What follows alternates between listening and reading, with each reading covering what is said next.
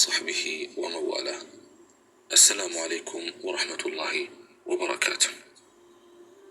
ዘመናችን በርካታ የቂያማ ምልክቶች የሚታዩበት አስፈሪ ዘመን ነው። ከነዚህ ምልክቶች ውስጥ አንዱ የወለድ መንሰራፋት ነው።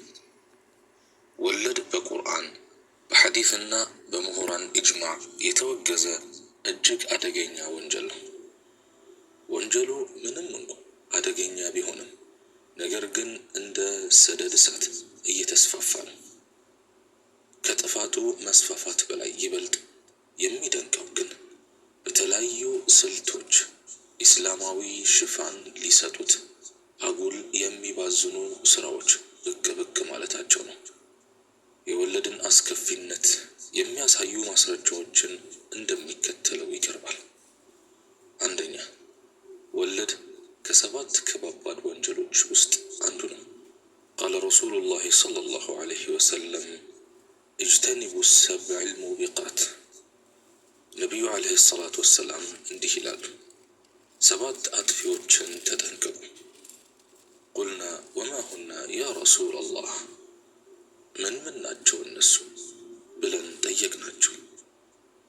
አሽርኩ ቢላህ ወሲሕር وقتل النفس التي حرم الله إلا بالحق وأكل الربا وأكل مال اليتيم والتولي يوم الزحف وقذف المحصنات الغافلات المؤمنات.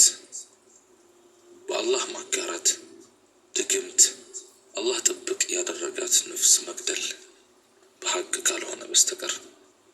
ولدن مبلات يتيمن ገንዘብ መብላት በጦርነት ጊዜ መሸሽ ጥብቅና ከጥፋት የዘነጉ አማኝ ሴቶችን የዛሬው ታሪክ እንዲህ ይጀምራል።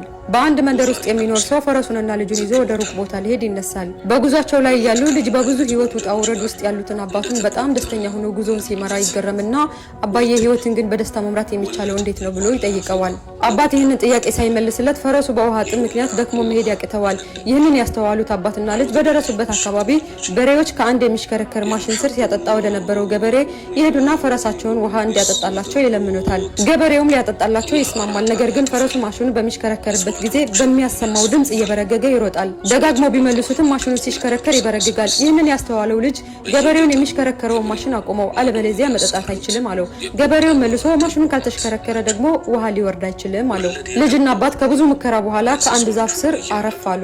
አባቱን ልጅ ህይወትን ግን በደስታ መምራት የሚቻለው እንዴት ነው ብለህ ጠይቀኝ ነበር አይደል አለው። ልጁም አዎ አባዬ እንዴት ነው አለው። አባትም ሲመልስ ደስተኝነት ማለት እንደዚህ የሚሽከረከር ማሽንና የሚፈስ ውሃ ነው። ማሽኑ ሲሽከረከር ከባድ ድምጽ ያወጣል። ውሃ መጠጣት ከፈለክ ይህንን ከባድ ድምጽ እንደ በሬዎቹ መታገስ አለብህ። እንደ ፈረሱ በጮኸ ቁጥር የምትበረግግ ከሆነ ግን ሳትጠጣ በውሃ ጥም ትደክማለህ። በህይወትህም ደስተኛ መሆን ማለት ከችግር ነፃ መሆን ማለት አይደለም፣ ከችግሮች ጋር እንዴት እንደምትራመድና ከችግርህ ውስጥ ደስታህን እንዴት እንደምታገኝ ማወቅ እንጂ። ችግር ባገኘህ ቁጥር ደስታህን የምታጣ ከሆነ ሀዘንተኛ ሆነ እድሜን ትጨርሳለህ። ችግርህ እንዳለ ሆኖ ባለህ መልካም ነገር መደሰት ከቻልክ ግን ከህይወት እርካታን ታገኛለህ። ልጅ ማሽኑ ካልተሽከረከረ ውሃ ሊወርድ አይችልም። ፈተና ሳይኖር በህይወት ውስጥ ደስታ የለም። የችግራቸውን ድምጽ ታግሰው ውሃን መጠጣት የቻሉ ብቻ ከህይወት እርካታን ያገኛሉ ብሎ አባት የደስተኝነት ጥበብ ለልጁ ነገረው። እና ምን ልላችሁ ፈልጌ ነው፣ ባለን ነገር እንደሰት። ባለው ነገር ያልተደሰተ የሚፈልገው ነገር ቢያገኝም በፍጹም ደስታን ሊያገኝ አይችልም። ይህንን ቪዲዮ ከወደዳችሁ ሼር፣ ሪፖስት፣ ኮፒ ሊንክ አድርጉልኝ። ሰላም አለይኩም ወራህመቱላሂ ወበረካቱ። ጸሐፊውንም ምስክሮቹንም ተራግመዋል። ሁሉም በወንጀሉ እኩል ናቸው ብለዋል። ሙስሊም ዘግቦታል። እኔ ቢቸግረኝ ወሰድኩ እንጂ አራጣ አበዳሪ አይደለሁም ብለህ እንዳትሸወድ። ያለፈውን ሐዲስ ተመልከት። በተጨማሪም ነቢዩ ዐለይሂ ሰላቱ ወሰላም ወሳጅም ሰጪም እኩል ናቸው ማለታቸውን ያዝ። ሙስሊም የሆነ ሰው ሌላው ቀርቶ በወለድ ተቋማት ውስጥ ጥበቃና ጽዳት እንኳን ሊሰራ አይገባውም።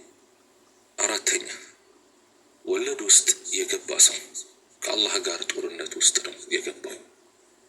አላህ ሱብሓነሁ ወተዓላ እንዲህ ይላል፣ ያ አዩሀ አለዚነ አመኑ ተቁላህ ወዘሩ ማ በቂየ ሚነ ሪባ وذروا ما بقي من الربا إن كنتم مؤمنين فإن لم تفعلوا فأذنوا بحرب من الله ورسوله እናንተ ያመናችሁ ሆይ አላህን ፍሩ፣ ከአራጣም የቀረውን ተው፣ አማኞች እንደሆናችሁ ተጠንቀቁ። የታዘዛችሁትን ባትሰሩ ከአላህና ከመልእክተኛው በሆነች ጦር መወጋታችሁን እወቁ። ሱረቱል በቀራ አንቀጽ 278 እስከ 279። አምስተኛ ወለድ የሚበላ ሰው ከቀብር የሚነሳው ልክ በጅን እንደተለከፈ ሰው እየተሳከረ ነው። አላህ እንዲህ ይላል፣ الذين يأكلون الربا لا يقومون إلا كما يقوم الذي يتخبطه الشيطان من المس እነዚያ አራጣን የሚበሉ ሰይጣን ከመንካቱ የተነሳ የሚጥለው ሰው ከአውድቁ እንደሚነሳ ፊት እንጂ ከመቃብራቸው አይነሱም። ሱረቱል በቀራ አንቀጽ 275። ስድስተኛ ወለድ ምህረት የለሽ ወንጀል ነው። ነቢዩ ዓለይሂ ሰላቱ ወሰላም ምህረት ከማያገኙ ወንጀሎች ተጠንቀቅ፣ ወለድን መብላት።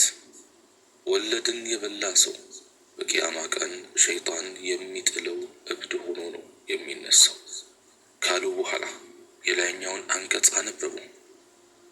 ስለዚህ ትክክለኛ ተውበት ካልሆነ ጥፋቱ አደገኛ ነው። ሰባተኛ ወለድ የከሃዲዎቹ አይሁዳውያን ተግባር ነው።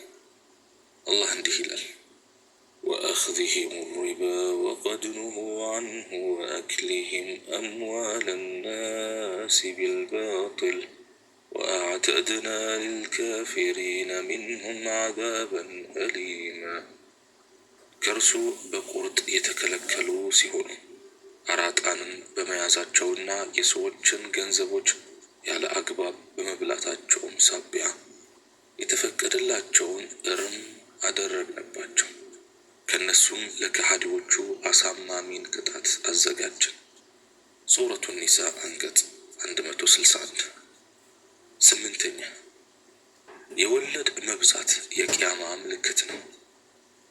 ነቢዩ ዓለይሂ ሰላቱ ወሰላም ቂያማ ሲቀርብ ወለድ፣ ዝሙትና አስካሪ መጠጥ ይበዛል ይላሉ። ዘጠነኛ ወለድ የሚበላ ሰው አሰቃቂ ስቃይ አለበት። ነቢዩ ሰለላሁ ዐለይሂ ወሰለም እንዲህ ይላሉ፣ ዛሬ ሌሊት ሁለት ሰዎችን አየሁኝ፣ ወደ ተቀደሰች ምድርም ይዘውኝ መጡ። ደም የሚጎርፍበት ወንዝ እስከምንደርስም ተጓዘን። በውስጡ አንድ የቆመ ሰው አለ። ከወንዙ ዳርቻ አንድ ሰው አለ። ከፊት ለፊቱ ድንጋዮች አሉ።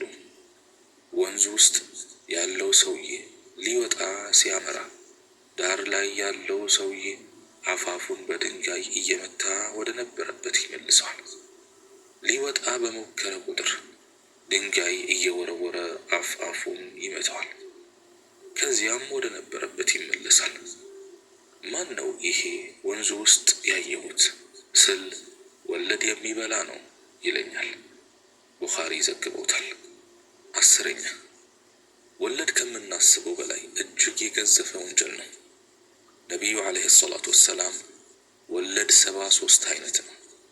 ከነዚህ ውስጥ ቀላሉ አንድ ሰው እናቱ ላይ ዝሙት እንደ መስራት ነው ይላሉ። አጂብ። 11ኛ የወለድ መብዛት በምድር ላይ የአላህን ቅጣት ያስከትላል። ነቢዩ ዓለይሂ ሰላቱ ወሰላም ዝሙትና ወለድ በአንድ ሀገር ላይ ከበዛ በራሳቸው ላይ የአላህን ቅጣት አስወስነዋል ይላሉ። ወንድሜ አላህን ፍራ፣ እህቴ ሆይ አላህን ፍሪ።